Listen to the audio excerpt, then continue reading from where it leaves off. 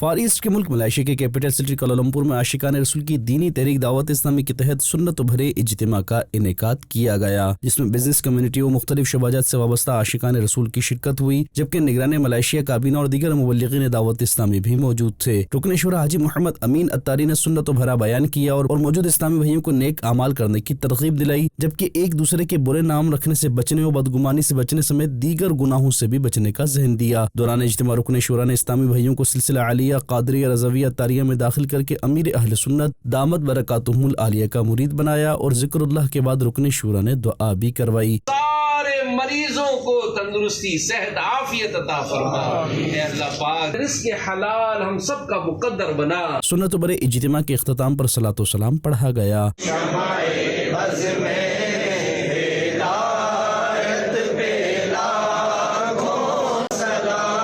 اس کے بعد رکن شورا نے عاشقان رسول میں اپنے ہاتھوں سے کھانا بھی تقسیم کیا، جبکہ سنت بھرے اجتماع کے بعد موجود اسلامی بھائیوں سے دینی کاموں کے حوالے سے گفتگو کرتے ہوئے رکن شورا نے دینی کاموں کے حوالے سے ان کی رہنمائی بھی کی۔